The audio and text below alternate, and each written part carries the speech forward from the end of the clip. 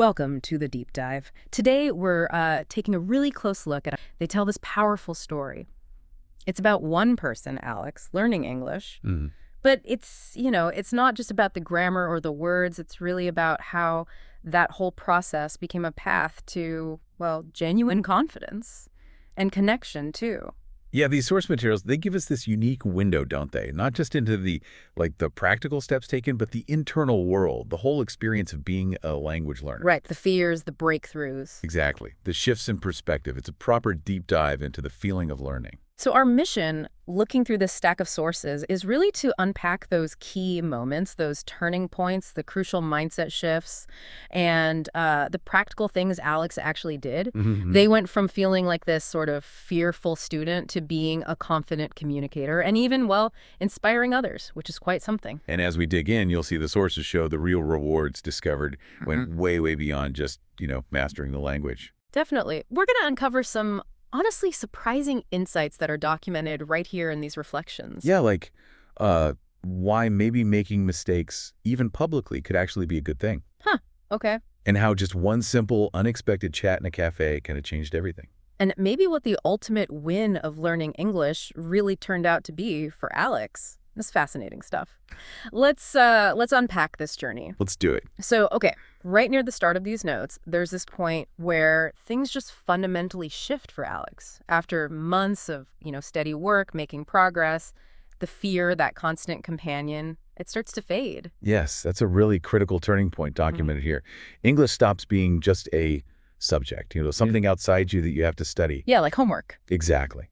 The reflections show it becoming integrated, part of life, a tool, and importantly, a source of actual joy. It went from being a task to a capability. From chore to connection, as you said. Precisely. And this seems to lead us right into what these notes really highlight as the breakthrough moment. Mhm. It's very specific. Alex is traveling alone in Lisbon. Mm. And the notes mention this was something that was previously pretty daunting, right? Because of the English barrier. Right, so the situation itself has this layer of vulnerability. And Alex is sitting in a small cafe, and this tourist from Canada walks up, asks for directions to a bookstore. Totally unscripted moment. Okay. And the reaction, not panic. No. Instead of freezing up, which might have happened before, the notes say Alex just answered. Smoothly enough, the conversation flowed. Wow. It wasn't perfect. The source is really clear about that, but it was real. A real interaction. And the internal impact, that must have been huge. Immense. Alex actually wrote, for the first time, I didn't feel like a student. I felt like someone who actually speaks English. Whoa. Think about that shift. Just from that one interaction. 5 minutes, maybe. Imperfect conversation, but it redefined everything inside. So what's the core takeaway, the big lesson these notes emphasize from that single moment? Well, it really crystallizes this fundamental truth, I think, about confidence. Not just in language, but anything, really. Yeah. It doesn't arrive when you hit perfection. It doesn't suddenly appear. It emerges from the act of trying.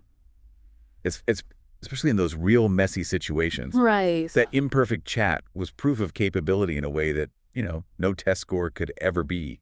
Okay, so once that clicked, the journey we see in these sources, it shifts again, doesn't it? Alex stops waiting for English to happen to them. Exactly. They start actively going out and looking for it everywhere. The notes give example? Oh, yeah, loads. Voluntarily handling emails from international clients at work. That's a brave step. Definitely. Striking up small talk with hostile staff, other travelers went on trips, Yeah. deliberately putting themselves out there. Even online stuff. Yep.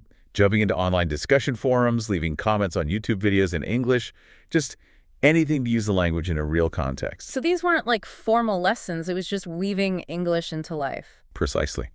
And the impact, as Alex describes it in the reflections, it was transformative. These everyday interactions made the learning feel powerful, alive, unpredictable even. Exciting. Yeah, genuinely exciting. It was a huge leap beyond just, ticking off chapters in a textbook or levels in an app. Now, here's something I found really interesting, maybe a bit counterintuitive from these sources. Alex started learning more effectively by teaching, helping beginners at a language exchange. Yeah, isn't that fascinating? What's clear here is how mentoring others, people who are right back where Alex had been not long before, it forced a deeper engagement with English itself. The notes explain that having to explain concepts clearly, simplify things for beginners, it paradoxically deepened Alex's own understanding. Huh. You have to really know it to explain it simply. Exactly. And this had a direct impact on self-perception, too. Alex wrote, and this is a quote, "Teaching made me proud. I was no longer just a learner. I had become a guide." Wow, guide. That's a powerful shift in identity. Incredibly powerful. It wasn't about suddenly being the expert with all the answers. It was about recognizing the value in the journey already traveled and being able to share that. And that itself boosts confidence, maybe more than just learning another grammar rule. Absolutely. More than just acquiring new knowledge. Yeah. And speaking of not needing perfection, these sources are refreshingly honest about mistakes. They kept happening, right? Yeah. But the fear that disappeared. This is such a crucial point.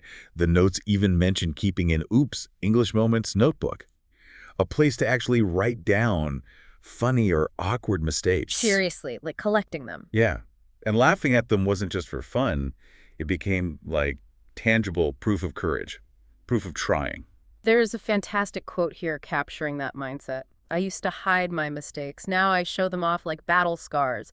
They remind me that I'm doing something brave. That reframing is it's everything, isn't it? Mistakes aren't proof you failed. They're proof you tried something challenging. It's a huge psychological flip, and one that really any learner could try to embrace. So, okay, we've got consistency, strategy, facing fears. But what really kept the motivation engine running, according to these notes, it wasn't just discipline, was it? No, not at all. It was finding joy, Yeah. fun, passion. Those were absolutely essential ingredients documented here. And the examples are great. So specific. Yeah, they're brilliant because they tie into personal interests. Mm-hmm. Watching and mimicking stand-up comedy. I mean, imagine the practice in rhythm and intonation there. Right. Or singing English karaoke. Totally. Playing online storytelling games, even journaling in English, just about personal thoughts, dreams, fears, ideas, pouring the self out in English. It sounds much more like playing than studying, some of that. And that's exactly the point. Learning stopped feeling like this chore, something you had to do. It became an adventure, something you wanted to do. Makes sense. When you connect language to things you genuinely enjoy, staying motivated probably gets a whole lot easier. Almost effortless, yeah. So, building on this growing confidence, this practical application, the fun, the sources describe English starting to actually open professional doors. Yes, this is a big step. Alex had been in a stable local job, but then an opportunity came up at an international tech firm. English was the main language there. Okay. And the notes, they acknowledge it felt like a real stretch. It required strong English skills. And yeah, there was definitely nervousness involved, a lot of it. But that mindset had clearly shifted by then, hadn't it? Completely.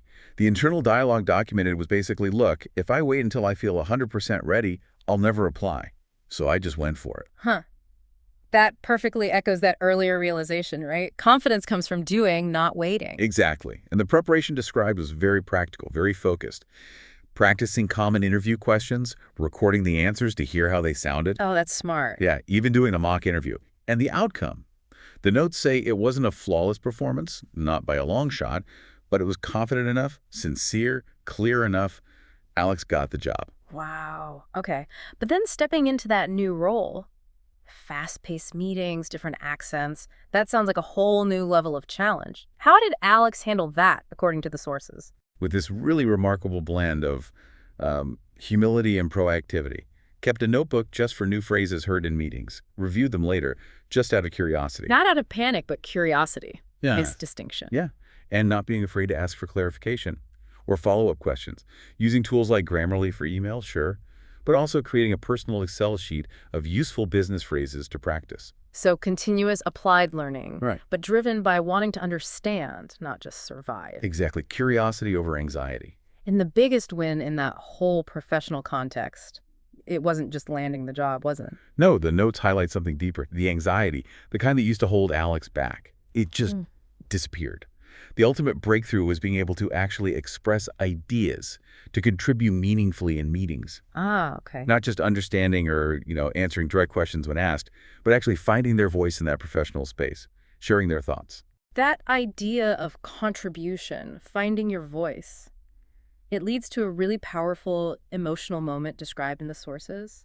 The shift from feeling like an outsider to feeling like a full team member. This happened at a team building retreat. Yeah, it's a beautifully documented moment. Initially, Alex kind of stayed quiet in the group discussions, felt intimidated maybe by how fluent others seemed. Understandable. But then during some creative activity, an idea popped up.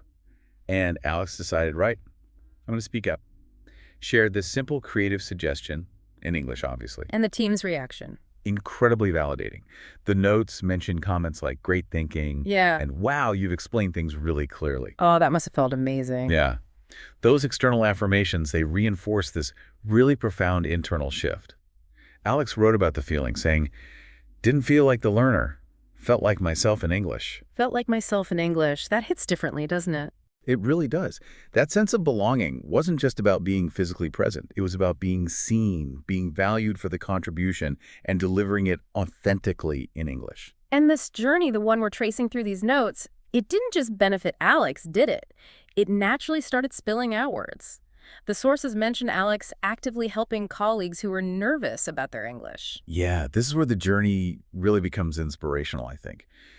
Newer employees, maybe less confident ones, would apparently come to Alex asking for advice. How to handle meetings, deal with mistakes, gain confidence. And Alex had an answer ready. A consistent one, simple but profound. The notes capture it as, yes, I still mess up, but now I mess up confidently. That's the difference. Huh. That is such a clear, powerful way to put it. Mess up confidently. Love that. And did this lead to more practical support? Absolutely. The notes describe Alex starting these informal lunchtime sessions. Practical stuff, email hacks, survive your first meeting, business idioms. Wow, really practical. Yeah. People showed up, they learned, and Alex just naturally became this voice of encouragement and practical guidance right there in the workplace. So throughout this whole journey, these sources keep circling back to this really deep realization. The language itself wasn't the final goal. It wasn't the destination. This is arguably the most important insight documented here. Hmm. Alex realized the true rewards weren't just like metrics of fluency, not mastering the subjunctive or having perfect pronunciation. Okay, so what were the real wins then?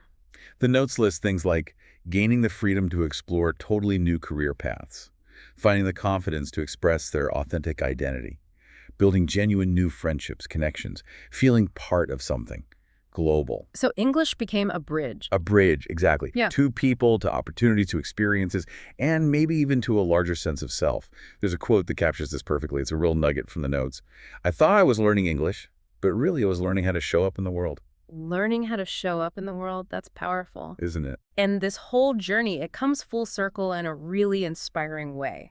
The sources describe Alex, who started out as this fearful learner, actually getting invited to speak at a global online language summit.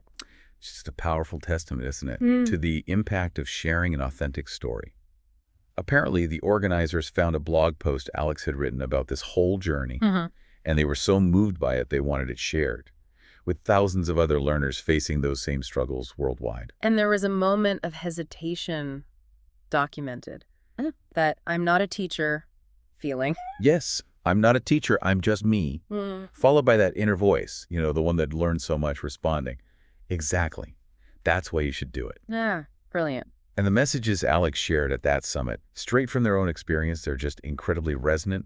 Things like, you are allowed to be slow, messy, sound wrong. Yeah. What you're not allowed to do is give up. Yeah. And directly tackling that feeling of waiting until you're ready. Oh, that's a big one for learners. Huge, Alex said. If you're waiting to feel ready, you'll wait forever. I didn't feel ready. I still don't. But here I am. Speaking not because they felt perfect, but because they were proud of the journey. And the closing message from that talk, it feels like the culmination of everything documented here. Yeah. English is courage, connection, a door to a bigger version of you. I opened that door. Now it's your turn. Wow.